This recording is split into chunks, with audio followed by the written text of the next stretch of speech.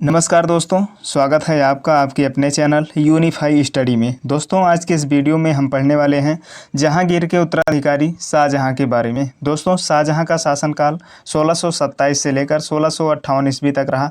इससे पहले दोस्तों जहांगीर थे, जो कि जहांगीर के उत्तराधिकारी शाहजहां बन रहे हैं। इनके शासनकाल 1627 से 1658 तक है। दोस्तों, इससे पहले की वीडियो में हमने पढ़ा जहांगीर के बारे में। तो दोस्तों, जहांगीर के बारे में एकदम डिटेल से हमने पढ़ा है। अगर आपने अभी तक वीडियो को नहीं देखा है तो जाके देख सकते हो, आपको लिंक डिस्क्रिप्शन में मिल जाएगा और आपको इस वीडियो के एंड में भी वो वीडियो मिल जाएगा। तो चलिए दोस्तों, स्टार्ट करते हैं। हम पढ़ते हैं शाहजहां के बारे में। तो दोस्तों, शाहजहां का बचपन का नाम हुआ करता था खुर्रम। इनका जन्म दोस्तों 5 जनवरी 1592 ईस्वी को लाहौर में हुआ था। तो दोस्तों याद रखिएगा, शाहजहां का जन्म लाहौर में 1592 ईस्वी में हुआ था। उसके बाद में दोस्तों शाहजहां का विवाह हुआ आसफ़ खां की पुत्री अर्जुमंद बानो बेगम से। दोस्तों, अर्जुमंद बानो बेगम से शाहजहां का विवाह हुआ, जिन्हें दोस्तों मुमताज़ महल की उपाधि दी गई थी।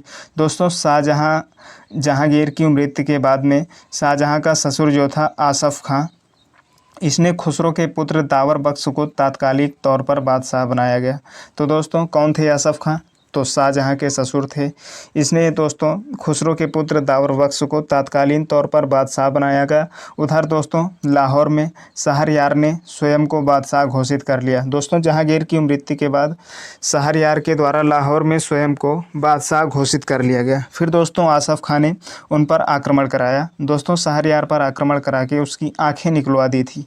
इतना भयानक काम किया दोस्तों उसने, उसकी आँखें निकलवा दी। दोस्तों, शाहजहां द्वारा आसफ़ खां को वजीर का पद दिया गया एवं महावत खां को खान खाना की उपाधि दी गई। तो दोस्तों, आसफ़ खां तो शाहजहां के ससुर थे, इन्हें वजीर का पद दिया। एवं महावत खां कौन था? तो ये दोस्तों मुगलकालीन दरबारी था, इसे खान खाना की उपाधि दी गई थी।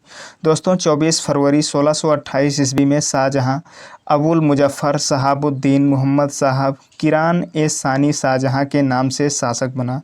दोस्तों, शाहजहां ने सिजदा एवं पैबोस की प्रथा को समाप्त कर दिया।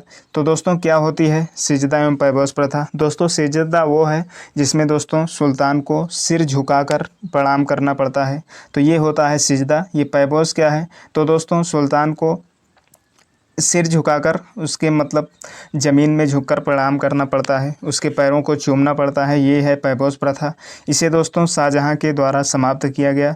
इसकी शुरुआत दोस्तों सबसे पहले दिल्ली सल्तनत में बलबन के द्वारा शुरू किया गया था। तो दोस्तों, सिजदा में सिर झुकाकर प्रणाम करना एवं पैबोस प्रथा में शासक के पैरों को चूमना, तो ये दोनों थी प्रथा दोस्तों, इसे समाप्त किया गया। एवं चहार तस्लीम प्रथा शुरू की गई थी। तो दोस्तों याद रखिएगा, सिजदा एवं पैबोस को समाप्त करके चहार तस्लीम प्रथा को शुरू किया। दोस्तों, शाहजहां ने इलाही संबत के स्थान पर हिजरी संबत की स्थापना की थी। इसने दोस्तों इलाही संबत समाप्त करके हिजरी संबत चलाया था। दोस्तों, शाहजहां ने अपने शासन के 11वें वर्ष में झरोखा दर्शन एवं 12वें वर्ष में तुलादान प्रथा को समाप्त किया था। क्या होती है दोस्तों झरोखा दर्शन? तो दोस्तों झरोखा दर्शन सबसे पहले अकबर के द्वारा चलाया गया। झरोखा दोस्तों झरोखा यानी कि बैल्कनी होता है। इसमें दोस्तों झरोखे में खड़े होकर शासक के द्वारा जनता को संबोधित किया जाता है। तो ये दोस्तों संवाद स्थापित होता था जनता एवं शासक के बीच में। तो ये था झरोखा दर्शन। इसमें दोस्तों अकबर के द्वारा शुरू किया गया। तो इसे 11वें वर्ष में शाहजहां के द्वारा इसे समाप्त किया गया।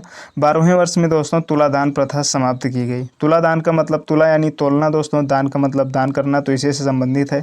दोस्तों, किसी व्यक्ति को उसके सामान तौलकर अनाज या अन्य वस्तुओं को तौलकर किन्हीं गरीबों में बांट देना या पशु पक्षियों को खिला देना, ये थी दोस्तों तुलादान प्रथा।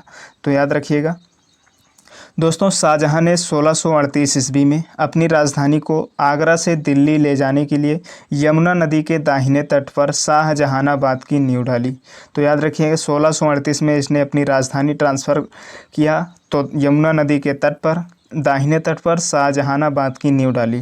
दोस्तों, शाहजहां ने अर्जुमंद बानो बेगम को मलिका ए जमानी की उपाधि प्रदान की थी।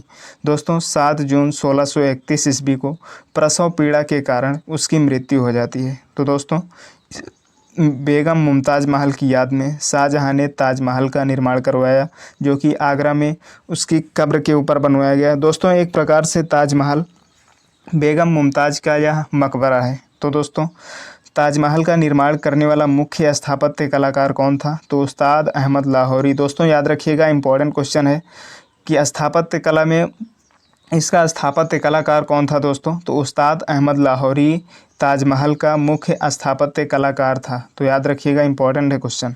शाहजहां के काल में दोस्तों स्थापत्य कला का स्वर्ण युग कहा जाता है। इंपॉर्टेंट क्वेश्चन दोस्तों पूछा जाता है कि स्थापत्य कला का स्वर्ण युग किसके काल को कहा जाता है? तो दोस्तों शाहजहां के काल को स्थापत्य कला का स्वर्णिम काल कहा जाता है। दोस्तों शाहजहां द्वारा कुछ इमारतें बनवाई गई, जिसमें दोस्तों दिल्ली का लाल किला शाहजहां के द्वारा बनवाया गया। उसने दीवाने आम, दीवाने खास एवं दिल्ली की जामा मस्जिद, आगरा की मोती मस्जिद एवं ताजमहल का निर्माण दोस्तों शाहजहां के द्वारा बनवाया गया। तो दोस्तों याद रखिएगा, दिल्ली का लाल किला, दीवाने आम, दीवाने खास, दिल्ली की जामा मस्जिद एवं आगरा की मोती मस्जिद एवं ताजमहल शाहजहां के द्वारा बनवाया गया। दोस्तों याद रखिएगा, जामा मस्जिद जो है आगरा में, उसका निर्माण शाहजहां की पुत्री जहां आरा के द्वारा करवाया गया। तो याद रखिएगा, जामा मस्जिद का निर्माण जहां आरा के द्वारा करवाया गया था।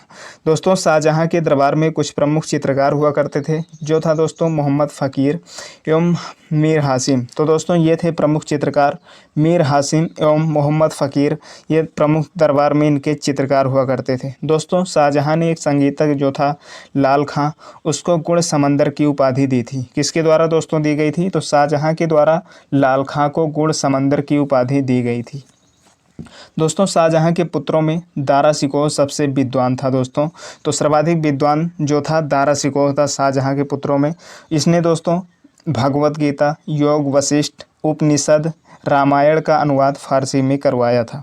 दोस्तों दारा शिकोह ने सर-ए-अकबर जो कि महान रहस्य के नामक उपनिषदों का भी अनुवाद कराया था। दोस्तों कादरी सिलसिले के मुल्ला शाह द्वारा आध्यात्मिक गुरु थे। दोस्तों याद रखिएगा, आध्यात्मिक गुरु इसके जो थे दारा शिकोह के आध्यात्मिक गुरु का नाम था मुल्ला शाह। दोस्तों मयूर सिंहासन का निर्माण शाहजहां के द्वारा करवाया गया था। तो दोस्तों दारा शिकोह के पुत्र जो था सिफर शिकोह, इसका विवाह औरंगजेब की पुत्री से करवाया गया था। तो दोस्तों सिफर शिकोह जो कि दारा शिकोह का पुत्र था, इसका विवाह औरंगजेब की पुत्री से करवाया गया था। दोस्तों शाहजहां ने दारा शिकोह को शाह बुलंद इकबाल की उपाधि दी थी। तो याद रखिएगा, शाह बुलंद इकबाल की उपाधि दारा शिकोह को किसके द्वारा दी गई थी? तो शाहजहां के द्वारा दारा शिकोह को शाह बुलंद इकबाल की उपाधि दी गई थी। दोस्तों दारा की हत्या की गई थी 30 अगस्त 1559 ईस्वी में। इसे हुमायूं के मकबरे में दफनाया गया था। तो दोस्तों दारा शिकोह को हुमायूं के मकबरे में दफनाया गया। 30 अगस्त 1559 को इसकी मृत्यु हुई। तो कहाँ है हुमायूं का मकबरा? तो दोस्तों हुमायूं का मकबरा दिल्ली में है। दोस्तों सितंबर 1657 ईस्वी में जहांगीर के गंभीर रूप से बीमार होने एवं उसकी मृत्यु की अफवाह फैलाया गया दोस्तों। तो इस कारण से उसके पुत्रों के बीच में उत्तराधिकार के लिए युद्ध प्रारंभ हो गए। दोस्तों 1657 में ही उसकी मृत्यु की अफवाह फैलाई गई थी। तो इस प्रकार से युद्ध शुरू हो गया उसके पुत्रों के बीच में। तो दोस्तों इस युद्ध में शुजा जो कि बंगाल में एवं मुराद गुजरात में तथा औरंगजेब दक्कन में था। तो दोस्तों औरंगजेब दक्कन में था, मुराद गुजरात में एवं शुजा बंगाल में था। दोस्तों शाहजहां के शासनकाल में औरंगजेब ने बीरजी बोहरा नामक व्यापारी को मुगल दरबार में आने की आज्ञा दे दी थी। दोस्तों उत्तराधिकार के लिए जब युद्ध शुरू हुआ, उनकी अफवाह 1657 में अफवाह फैलाया गया। उनकी मृत्यु के अफवाह के बाद में युद्ध हुआ उत्तराधिकार के लिए। तो सबसे पहले दोस्तों बहादुरगढ़ की लड़ाई लड़ी गई, जिसमें 14 फरवरी 1658 ईस्वी को शाह शुजा इसमें पराजित हो गया एवं बंगाल चला गया दोस्तों। तो 1658 में ये युद्ध हुआ फरवरी में। उसके बाद में दोस्तों 1 महीने 2 महीने बाद में हुआ दोस्तों अप्रैल में धर्मत का युद्ध हुआ 1658 ईस्वी में। दोस्तों जसवंत सिंह पराजय हुआ एवं औरंगजेब की विजय हुई। इस युद्ध में दोस्तों धर्मत का युद्ध इंपॉर्टेंट है दोस्तों, याद रखिएगा। औरंगजेब विजय हुआ था एवं जसवंत सिंह की पराजय हुई थी। 15 अप्रैल 1658 ईस्वी में ये युद्ध हुआ, धर्मत का युद्ध। उसके बाद दोस्तों आता है सामूगढ़ की लड़ाई, जिसमें 8 जून 1658 ईस्वी को ये युद्ध हुआ, जिसमें दारा शिकोह की हार हुई एवं औरंगजेब विजयी रहा। तो दोस्तों सामूगढ़ की लड़ाई में भी औरंगजेब की विजय हुई थी एवं धर्मत के युद्ध में भी औरंगजेब की विजय हुई थी। तो दोस्तों खजवा की लड़ाई हुई। इस युद्ध में दोस्तों दोस्तों खजवा की लड़ाई जो हुई थी 1658 में दिसंबर के महीने में हुई, जिसमें शाह शुजा पराजित हुआ एवं अराकान की पहाड़ियों की ओर गया। तो दोस्तों अराकान की पहाड़ियाँ कहाँ हैं? तो ये दोस्तों बर्मा के पश्चिमी ओर हैं। दोस्तों ये भारत के पूर्वी ओर में जो बर्मा के पश्चिमी ओर में स्थित हैं अराकान की पहाड़ियाँ। वहीं दोस्तों अराकानियों ने उनकी हत्या कर दी थी। तो दोस्तों शाह शुजा की हत्या अराकानियों के द्वारा की गई 1658 में। खजवा की लड़ाई हारने के बाद में ये अराकान पहाड़ियों की ओर चले गए थे। दोस्तों फिर आई देवराय की लड़ाई। इस लड़ाई में दोस्तों मार्च 1659 ईस्वी में ये युद्ध हुआ। इसमें दारा की पराजय हुई एवं औरंगजेब की विजय हुई। तो दोस्तों औरंगजेब इस प्रकार से जीत जाता है और बाद में वही उत्तराधिकारी बनता है शाहजहां का। इस युद्ध के बाद में दोस्तों औरंगजेब की शासन संभालने की टाइम आ जाती है दोस्तों। तो औरंगजेब ने दोस्तों सितंबर 1658 ईस्वी में शाहजहां को कैद कर लिया एवं 22 जनवरी 1666 दोस्तों 8 वर्षों तक शाहजहां कैद में बंद थे दोस्तों। तो 22 जनवरी 1666 ईस्वी में 74 वर्ष की आयु में कैदी के रूप में शाहजहां की मृत्यु हो गई। तो दोस्तों शाहजहां की मृत्यु के बाद में औरंगजेब शासन की बागडोर संभालता है। तो दोस्तों ये थी इम्पोर्टेंट फैक्ट जो कि शाहजहां से रिलेटेड है। अब दोस्तों अगले वीडियो में हमें पढ़ना है औरंगजेब के बारे में। तो दोस्तों उम्मीद है आपको कि ये वीडियो पसंद आया होगा। दोस्तों अगर पसंद आया है तो आप प्लीज़ लाइक कर दीजिएगा और आपने अभी तक चैनल को सब्सक्राइब नहीं किया है तो प्लीज़ चैनल को सब्सक्राइब ज़रूर कीजिएगा, ताकि आने वाले वीडियो आप तक ज़रूर पहुँचे। और अपने दोस्तों के साथ शेयर ज़रूर कीजिएगा। धन्यवाद, मिलते हैं नेक्स्ट वीडियो में।